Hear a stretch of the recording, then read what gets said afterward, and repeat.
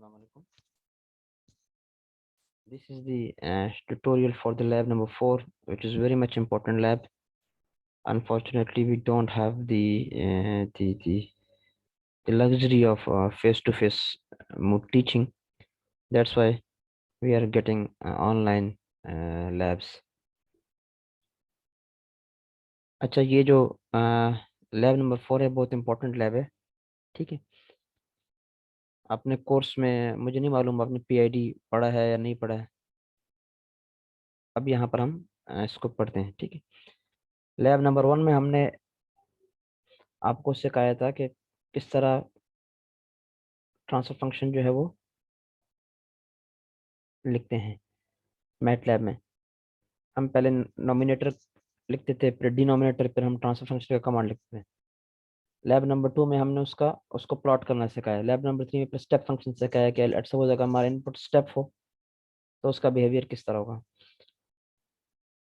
अब let's suppose हमारे पास एक सिस्टम है, उस सिस्टम का इनपुट है जो है वो एक कांस्टेंट वैल्यू है, फॉर एग्जांपल 10 है। और जब आप इनपुट 10 देते हो किसी भी सिस्टम को और उसका आउटपुट 10 नहीं आता, या उससे कम आता है या उससे ज़्यादा आता है, it means there is error, इसमें कुछ एरर है। उस एरर को हमने रिड्यूस करना है, यानी जो डिजायर्ड आउटपुट है वो नहीं मिल रहा, या उससे कम मिल रहा है हमें, या उससे में ज़्यादा मिल रहा है। तो इसको हम ख़त्म करने के लिए, इस एरर को कम से कम करने के लिए हम यूज़ करते हैं PID controller. P stands for proportional, I stand for integral, and D stand for differential. Proportional mean if we have an error, हमारे पास एरर है, लेट्स सपोज डिजायर्ड आउटपुट हमारे पास 10 है और हमारे पास जो ओरिजिनल आउटपुट आ रहा है वो 7 है, तो कितना फर्क है इसमें? 3 का फर्क है। 10 माइनस 7 3। इसको कहते हैं प्रोपोर्शनल, कि जितना फर्क हो उतना ही आप सिस्टम को ठीक करो। इंटीग्रल का मतलब क्या है कि आपने ठीक तो कर लिया, 10 से लेकर जो 7 तक का फर्क था आपने उसको पहुंचा तो दिया, लेकिन वो एग्जैक्ट 10 अब भी नहीं है, वो अब 9.5 है या 9.7 है। तो इंटीग्रल क्या करता है, इस मामूली से फर्क को भी वो खत्म करने की कोशिश कर रहा होता है। उसके बाद डिफरेंशियल होता है। डिफरेंशियल क्या होता है कि लेट्स सपोज फर्क तो खत्म हो गया है, लेकिन फिर भी चांस है कि यार थोड़ी देर बाद फिर ये सिस्टम जो है ख़राब हो जाएगा, फिर फर्क आ जाएगा, फिर आउटपुट में चेंज आ जाएगा। तो उसको ख़त्म करने के लिए फिर हम डिफरेंशियल इंटीग्रल यूज़ करते हैं कि एडवांस में ही कंट्रोल प्रोवाइड करे, कि जब ज़रूरत होगी तो उस वक्त तक हम जो है वो उससे पहले ही हमने वो कंट्रोल दे चुके होते हैं।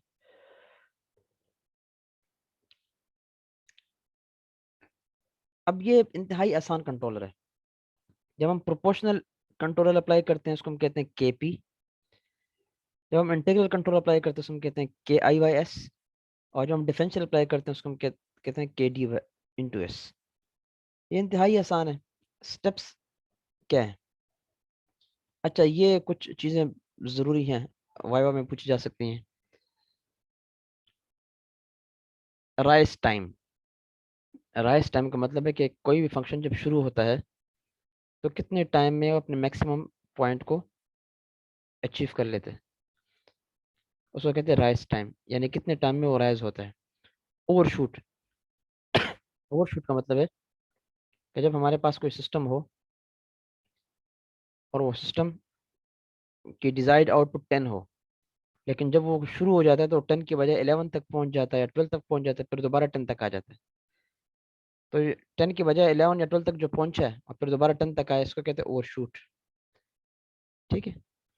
तीसरा है सेटलिंग टाइम। सेटलिंग टाइम का मतलब है कि जब सिस्टम स्टेबल हो जाए तो कितना टाइम लगता है, स्टेबल होने में कितना टाइम लगता है, उसको कहते हैं सेटलिंग टाइम।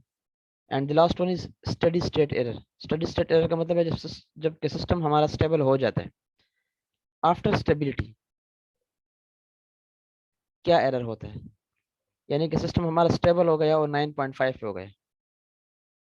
अब सिस्टम का जो आउटपुट है वो यूनिफॉर्म है 9.5, लेकिन हमारा जो डिजायर्ड आउटपुट है वो है 10।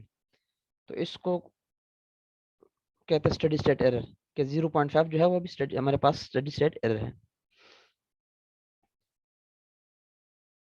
अब जब प्रोपोर्शनल अप्लाई करते हैं कंट्रोलर, तो वो क्या करता है, वो राइज टाइम को कम कर लेता है, डिक्रीज कर लेता है, यानी कि वो सिस्टम बहुत जल्दी अपने डिजायर्ड आउटपुट तक पहुंच जाता है। नुकसान क्या होता है कि ओवर शूट बढ़ा लेते हैं, यानी कि 10 चाहिए होता है वो 11 या 12 या 13 तक पहुंच जाता है। सेटल टाइम में कोई फर्क किससे नहीं होता, और स्टेडी स्टेट एरर जो है वो कम हो जाता है, क्योंकि वो मैंने आपको जिस तरह पहले कहा कि 7 हो तो 7 10 - 7, तो 3 का जो एरर है वो प्रोपोर्शन कंट्रोलर खत्म कर लेता है। इंटीग्रल कंट्रोलर क्या करता है, वो भी रेस्ट टाइम डिक्रीज कर लेता है, यानी कि सिस्टम बड़ा जल्दी अपने लेवल तक पहुंच जाता है। नुकसान उसका भी है कि ओवर शूट जो है वो बढ़ा लेता है। सेटलिंग टाइम इसकी वजह से बढ़ जाता है, यानी कि काफ़ी टाइम बाद सिस्टम स्टेबल होता है। स्टेडी स्टेट एरर को ये इग्नोर करता है। जो डिफरेंशियल कंट्रोलर है वो क्या करते हैं, राइज टाइम में इसकी वजह से कोई फर्क नहीं पड़ता। फायदा इसका ये होता है कि ओवरशूट डिक्रीज कर लेता है, यानी कि जब 10 हो तो फिर 10 पे ही सिस्टम को स्टेबल कर लेते हैं, 11 12 तक नहीं जाने देता। दूसरा फायदा ये है कि सेटलिंग टाइम वो नुकसान ये है कि डिक्रीज कर लेता है, यानी कि सिस्टम काफ़ी टाइम बाद वो सेटल होता है, और स्टेडी स्टेट एरर से इसका कोई ताल्लुक नहीं है। अब हम क्या करेंगे, अब हम ये करेंगे, ये चीज़ें हम पढ़ चुके हैं लैब नंबर 1 में, नॉमिनेटर, डिनोमिनेटर और ट्रांसफर फंक्शन। नॉमिनेटर में हमने 1 दे दिया, डिनोमिनेटर में हमने 10 1 10 और 20 दे दिया, और ये जो कमांड है ट्रांसफर फंक्शन का TF इंटू नम कामा डेन, इससे हमारे पास क्या आ जाएगा, ये ट्रांसफर फंक्शन आ जाएगा। जब ये आ जाएगा फिर हम क्या करेंगे, फिर हम इसका स्टेप रिस्पॉन्स देखेंगे।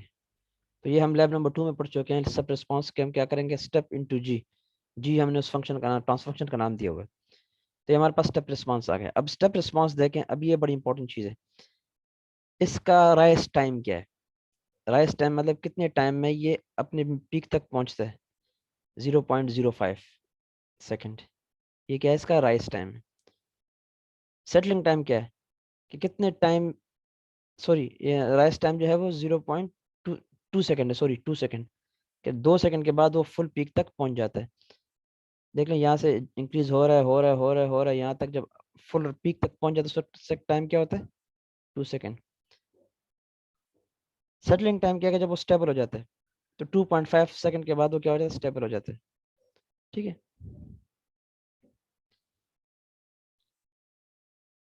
अब जो है हम ने तो ये समझ लिया कि सेटलिंग टाइम क्या होता है, राइज टाइम क्या होता है।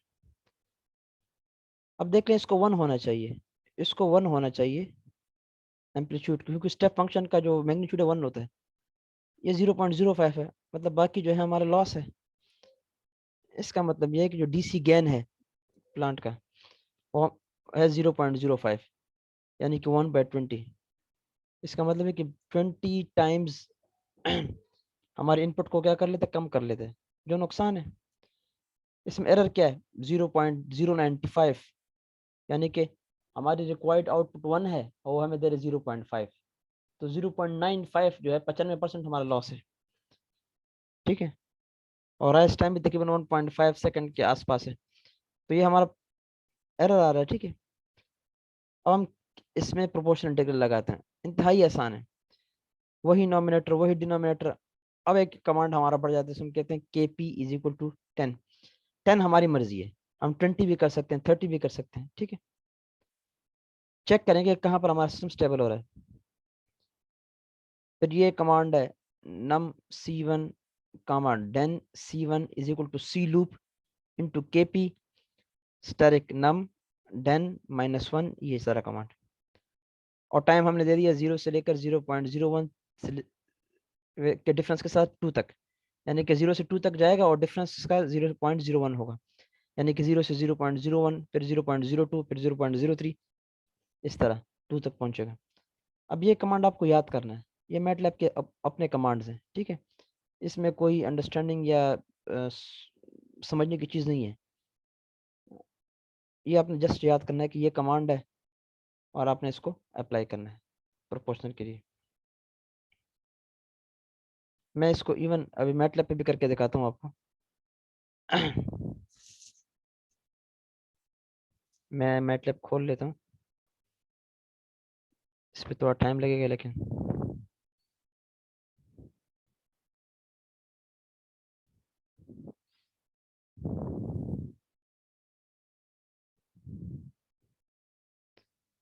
अच्छा, जब तक मैटलैब खोलेगा हम आगे जाते हैं, ठीक है। तो हमने क्या प्रोपोर्शनल अप्लाई कर पर हम स्टेप रिस्पांस देखते हैं। तो ये स्टेप रिस्पांस का कमांड है। जब हम ये अप्लाई करते हैं हम हमारे पास इक्वेशन नहीं आ जाते।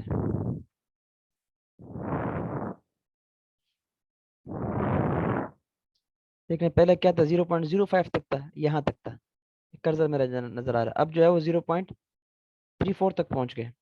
यानी कितना इंक्रीज हो गया जब हम 10 इंक्रीज करते हैं। और सेटलिंग टाइम भी पहले 2.5 था, 2 था, अब 1 तक सेटलिंग टाइम होगा, जल्दी भी स्टेबल कर लिए। हम गेन को चेंज भी कर सकते हैं। 10 हमने दिया था, हम इसको 20 भी कर सकते हैं, 30 भी कर सकते हैं, 40 भी कर सकते हैं, ये हमारी मर्जी है। अब गेन हमने 100 कर लिया। जब 100 कर लिया फिर हम जब चेक करते हैं आउटपुट, ठीक है, यहाँ देख लें, यहाँ पे गेन हमने 100 कर लिया।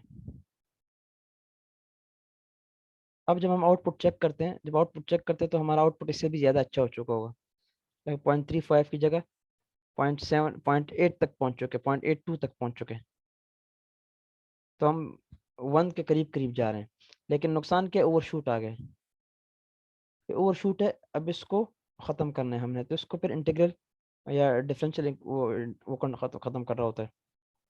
हम जब 200 कर लेते हैं तो और भी अच्छा हो जाता है। तो ये हमारी मतलब ये इसमें हमारी मर्जी है कि हम क्या कितना देना चाहते हैं, या हमारे डिजायर्ड आउटपुट क्या है। अब इसको मैटलैब पे ट्राई करते हैं। मैटलैब पे मैं ट्राई करता हूँ।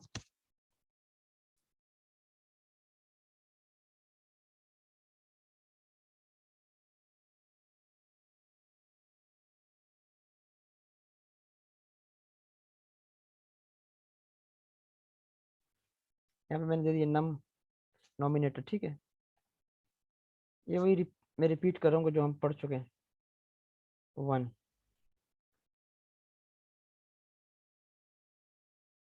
डी नम देते हैं।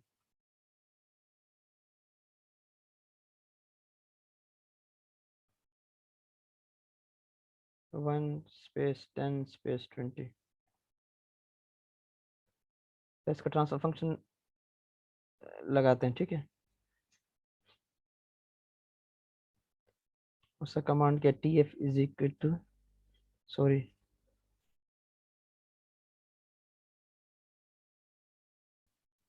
Transfer function is equal to T F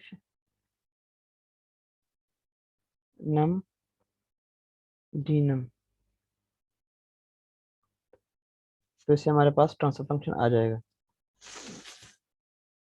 ये देखिए। अब हम कंट्रोलर अप्लाई करते हैं, ठीक है। तो प्रोपोर्शनल कंट्रोलर में के पी इंट्रोड्यूस करते हैं। के पी हम लेट सपोज ये लेते हैं 50। अब जब के पी हमने 50 ले लिया, अब हम क्या करते हैं, अब हम आगे जाके इसमें इसका फार्मूला अप्लाई करेंगे जो प्रोपोर्शनल कंट्रोलर है। और प्रोपोर्शनल कंट्रोलर जो है उसको अप्लाई करने के बाद हमें पता लग जाएगा कि अ, इसका आउटपुट क्या आता है, ठीक है। इससे पहले हम स्टेप फंक्शन ज़रूर यूज़ करेंगे, ठीक है। कि स्टेप फंक्शन इसका इसका ओरिजिनल ग्राफ क्या है, इस फंक्शन का, इस सिस्टम का, ठीक है। तो स्टेप STEP, और इसका ट्रांसफर फंक्शन हमने नाम दिए थे।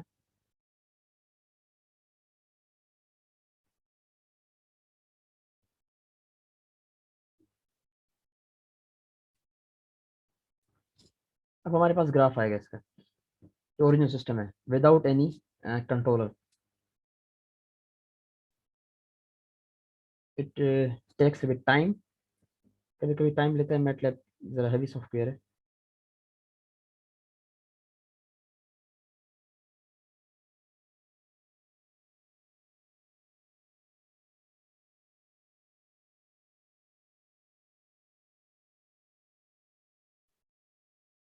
ये मैं स्क्रीन आपके साथ शेयर करता हूँ, ये ग्राफ का।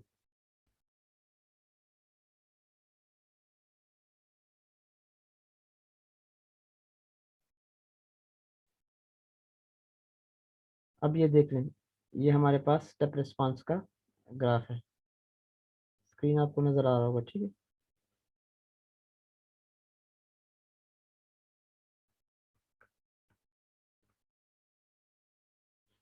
ये 0.05 तक इसका इसकी हाइट है जो 1 होना चाहिए, मतलब ये 95 कम है, 95% कम है। और राइज टाइम इसका 2 तक है, मतलब 2 तक ये राइज हो जाता है। सेटलिंग टाइम 2.5 3 के बाद आता है, ठीक है। अब हम केपी अप्लाई करते हैं, केपी अप्लाई करते हैं, फिर चेक करते हैं तो फिर क्या हमारे पास आता है ग्राफ। अच्छा, हमने जब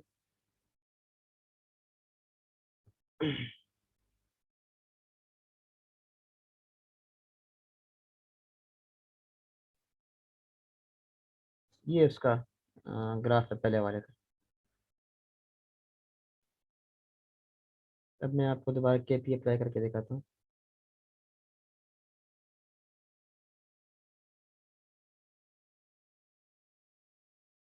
ये हमारी मैटलैब की ओरिजिनल स्क्रीन।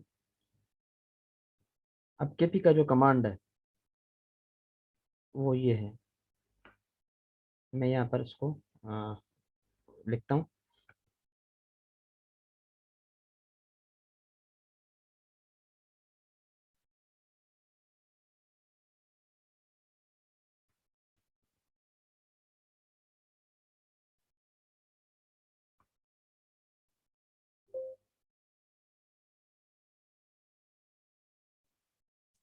अच्छा, केपी को मैंने वो किया हुआ है, डिफाइन किया हुआ है। उसमें दोनों स्मॉल है, एक बड़ा एक स्मॉल है। और मैंने यहाँ दोनों स्मॉल लिखे हैं, ठीक है। अब सही हो जाएगा। एरर कह रहा है नॉट इनफ आर्गुमेंट्स, नम डीनम -1। अच्छा, डी नम मैंने लिखा हुआ है, नम है और डी नम है, तो DNUM यहाँ लिख लूंगा। और सॉरी,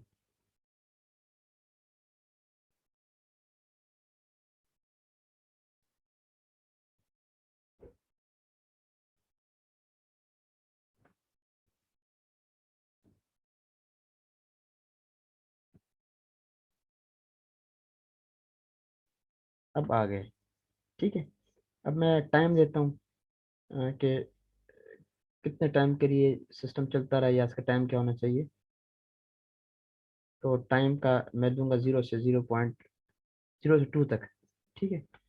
यानी कि मैं 2 सेकंड का टाइम देना चाह रहा हूँ विद गैप ऑफ 0.01।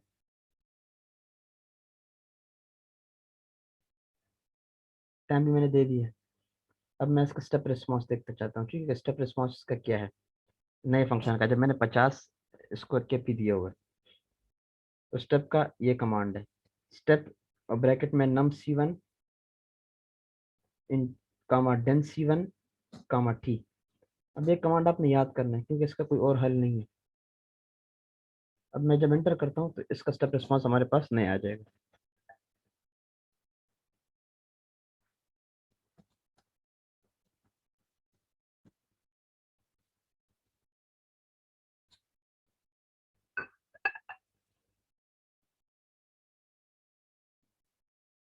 ये मैं स्क्रीन दोबारा शेयर करता हूँ, आपको स्टेप रिस्पॉन्स दिखा लूँ नए फंक्शन का। अब ये नया जो हमारे पास वो केपी है उसका स्टेप रिस्पॉन्स है। अब देख लो, वो 0.05 तक था, अब ये 0.7 तक पहुंच गए और ओवर शूट आ रहा है 0.8 तक।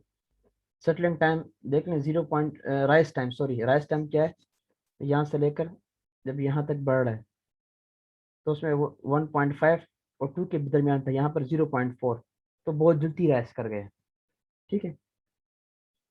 और सेटलिंग टाइम यानी कि स्टेबल जो है वो 0.8 सेकंड के बाद वो सेटल हो गए, ठीक है। अब ये हमारा जस्ट प्रोपोर्शनल कंट्रोलर है कि प्रोपोर्शनल कंट्रोलर ने क्या किया, उसको पहुंचा दिया। मैं इसको चेंज भी कर सकता हूँ। मैंने 50 लिया केपी, ठीक है। मैं केपी 50 की बजाय 100 भी ले सकता हूँ, मैं देख 50 से 50 की बजाय मैं इसको करता हूँ, सॉरी, 50 की बजाय मैं इसको करता हूँ 100, ठीक है।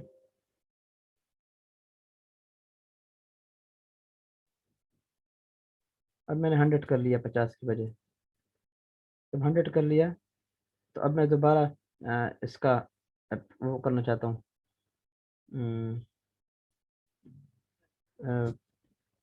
प्रोपोर्शनल कंट्रोलर, टाइम देना चाहता हूँ मैं ये, और फिर मैं दोबारा स्टेप वो करना चाहता हूँ कमांड। अब मेरे पास नया ग्राफ आ जाएगा। जब नया ग्राफ आ जाएगा तो वो इसे चेंज हो, क्योंकि मैंने 50 की बजाय केपी जो है वो 100 किया हुआ है। तो मैंने ये कमांड्स दोबारा लिख ली है यहाँ से, जो मैंने हाईलाइट किए हैं, जो मैंने दोबारा लिख लिया तो नया ग्राफ हमारे पास आ जाएगा। अभी नया ग्राफ आपको दिखाता हूँ।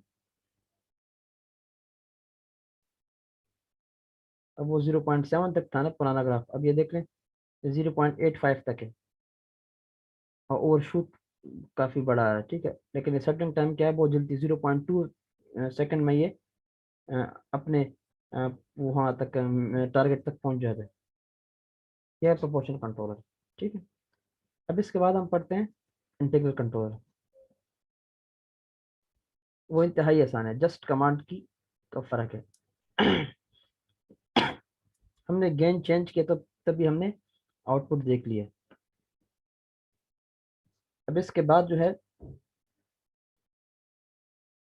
PD controller. अब उसमें हम क्या करते हैं, उसका कमांड ये है कि केपी अलहदा देते हैं, केडी अलहदा देते हैं। ये प्रोपोर्शनल कंट्रोलर है, ये डिफरेंशियल कंट्रोलर, ठीक है। और फिर जस्ट कमांड ये है कि नम केपी केडी देन ये, और नॉमिनेटर और डिनोमिनेटर यही सारे कमांड हम अप्लाई करते हैं। फिर हम जब चेक करते हैं तो हमारे पास जो नया ग्राफ आता है वो ज़्यादा अच्छा होता है, ठीक है। 1 के करीब भी पहुंच जाता है और ओवरशूट भी हमारा कम हो जाता है। जस्ट के डी हमने बढ़ा दिया और हमने वो कंट्रोल का। अब पी आई कंट्रोलर है, इसमें क्या करते हैं, के पी भी देते हैं 500, के आई भी देते हैं इंटीग्रल कंट्रोल, और के डी हम 0 कर लेते हैं, क्योंकि डिफरेंशियल कंट्रोल में अप्लाई नहीं करना चाहते। सिम टू सिम ये कमाना है, पहले लिख लेंगे नम, फिर डेन, फिर नम सी लिखेंगे के पी के डी के आई स्पेस के साथ, डेन सी लिखेंगे 10। अब ये चीज़ें आपने क्या करना है, रटनी है एक हिसाब से। अब 10 हमने क्यों लिखे, क्योंकि यहाँ के आई 1 था और के डी हमारे पास 0 था। तो हम ये लिखेंगे, और फिर हम जब रन करेंगे स्टेप फंक्शन लगा के, फिर हमारा सिस्टम क्या हो जाएगा, स्टेबल हो जाएगा। 1 तक एग्जैक्ट पहुंच जाएगा। स्टेडी स्टेट एरर हमारा भी थोड़ा बहुत आ रहा है, क्योंकि 1 तक स्टेबल हो गया है, लेकिन स्टेडी स्टेट एरर मामूली सा फर्क यहाँ पे आ रहा है। अब इसको खत्म करने के लिए हम के पी दोबारा बढ़ा लेंगे, के पी थोड़ा बढ़ा लेंगे, ठीक है। तो जब बढ़ा लेंगे तो के पी, तो फिर हमारा क्या हो जाएगा, एग्जैक्ट हमारा आउटपुट आ जाएगा जो हम चाहते हैं। अब देख लीजिए हमारा एग्जैक्ट आउटपुट आ गया जो हम चाह रहे थे। अब इसके लिए हमने क्या किया, के पी और के आई की वैल्यूज हमने चेंज कर ली। मैंने जस्ट एक आपके लिए किया है, बाकी आप लोगों ने खुद करना है। अब ये कमांड बड़ा इंपॉर्टेंट है, ठीक है। सी लूप कन्वॉल्व नम नम सी, कन्वॉल्व का मतलब ये है कि मल्टीप्लाई करें नम और नम सी को, ठीक है, कि हमें एग्जैक्ट आउटपुट मिले। ये आप लोगों की आज की लैब है, और आई होप आप इसका रिपोर्ट जमा करा लेंगे और सारे के सारे केसेस कर लें। एक मेरे पास एक वो जमा करा लें, एक लैब रिपोर्ट एलएमएस पे, ठीक है। And that is enough for today. I hope you will understand. Actually मेरा कोरोना पॉजिटिव आया हुआ है, that's why I might be unable to deliver lecture on time. Tablets में खाता हूँ, उसमें कोई नशा होता है, तो मैं ज़्यादा बोल भी नहीं सकता। Thank you so much.